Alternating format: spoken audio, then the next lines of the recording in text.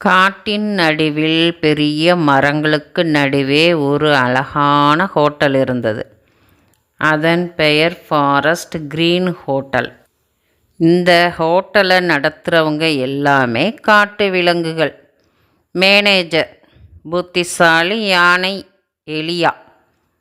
அவன் தும்பிக்கையாலேயே ரிசர்வேஷன் புத்தகத்தை புரட்டுவான். காசாளர் குறும்பு குரங்கு மங்கி மோனு. அவன் வாழை கட்டி தொங்க விட்டு பணத்தை எண்ணுவான். ஆனால் எப்போ ஒரு வாழைப்பழம் கொடு அப்படின்னு கேட்பான். சமையல்காரர் பெரிய கரடி பெரியப்பா பியர். அவன் தேன் ஜூஸு பழ சாலடு மூங்கில் பிரெட்டு எல்லாம் சூப்பர் டேஸ்ட்டாக செய்வான். கிளீனர் பறவை பாரி. அவன் சிறகுகளாலேயே ரூமை தூசி தட்டுவான். சில சமயம் தன்னோட ரெக்கையை வச்சே துடைச்சிடுவான். வெல்கம் ரிசப்ஷன் குட்டி மான் டியர் டீனி. அவன் எல்லா விருந்தாளிகளையும் கண்ணை சிமிட்டி வரவேற்பான். ஒரு நாள் ஹோட்டலுக்கு ஒரு பெரிய விருந்தாளி வந்தான். புலிராஜா. அவன் ரொம்ப பெரியவன், ஆனால் ரொம்ப அமைதியாக இருப்பான். புலிராஜா கேட்டது, நான் இங்கே தங்கலாமா? ஆனால் நான் கொஞ்சம் பயப்படுறேன். நான் யாரையும் பயமுறுத்திடுவேனோன்னு.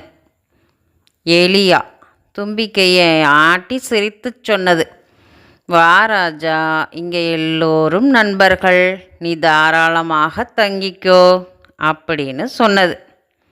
மோனு உடனே குதிச்சுக்கிட்டு வந்து, உன் ரூம் கீ இங்கே இருக்குது, ஆனால் ஒரு வாழைப்பழம் கொடு அப்படின்னு கேட்டது.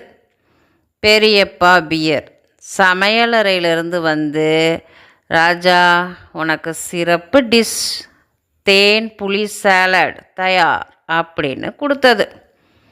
பாரி சிறகுகளை விரித்து ரூமை சுத்தம் செஞ்சு, இங்கே எல்லாம் பாதுகாப்பாக இருக்கும், நீ சந்தோஷமாக தூங்கு அப்படின்னு சொன்னது.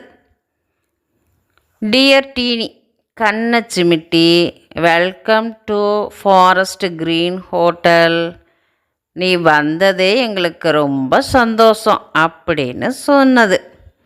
புலிராஜா முதல் தடவையாக ரொம்ப சிரித்தான்.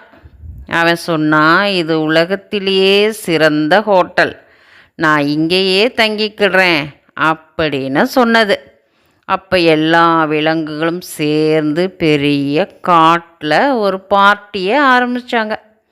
மரங்கள்லேருந்து பழங்கள்லாம் சரிஞ்சது, பறவைகள் பாடியது, குரங்குகள் குதித்தது, யானை தும்பிக்கையை ஆட்டி நடனமாடிச்சு.